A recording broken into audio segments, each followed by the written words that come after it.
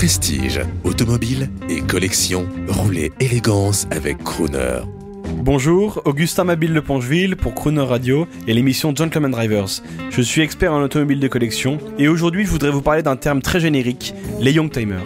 Parce que finalement, du haut de mes à peine 30 ans, c'est quelque chose avec lequel j'ai grandi, les Youngtimers, les 205 GTI, les Golf GTI, les Mercedes 635. En fait, ce sont des voitures avec une philosophie. Le Youngtimer n'est pas une époque. Parce que pour beaucoup, le Youngtimer, ce sont les véhicules des années 80, 90, voire 2000 pour les plus récentes. C'est pas une époque, le Youngtimer. Le Youngtimer, c'est une philosophie de vie. Ce sont des gens qui sont passionnés par leurs voitures, des voitures qui peuvent être très bien populaires. Je pense à la Renault 5, qui prend une cote aujourd'hui, les premiers Renault 5 avec des moteurs pas forcément très intéressants, des moteurs pas forcément très sportifs.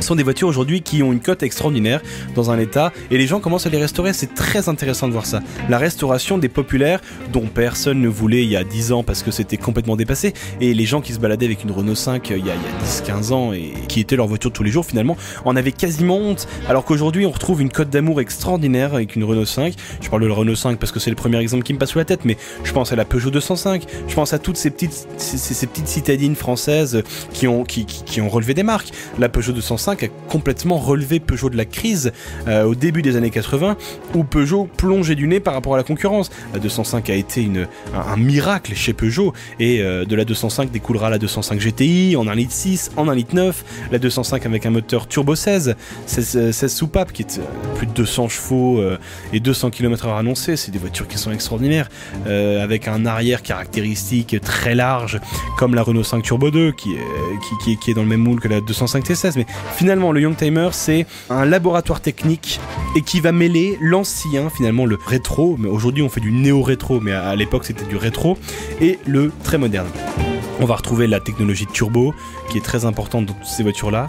On va retrouver les plastiques et des formes de carrosserie disgracieuses, très carrées, avec des gueules très agressives, taillées à la serpe. Je vais prendre par exemple la BMW 635 CSI ou même M635 CSI, la version ultime qui sort plus de 210 chevaux quasiment.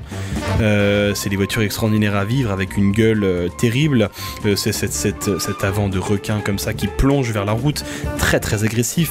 Un moteur hyper expressif, un intérieur sportif, parce qu'on parle vraiment de sport dans ces années-là.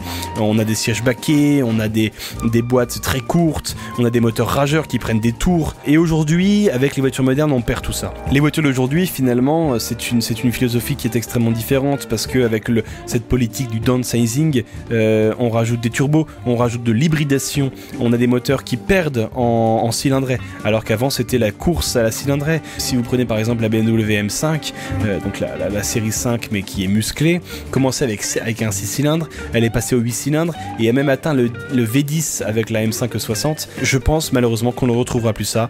Le Youngtimer est un véritable véhicule à vivre aujourd'hui.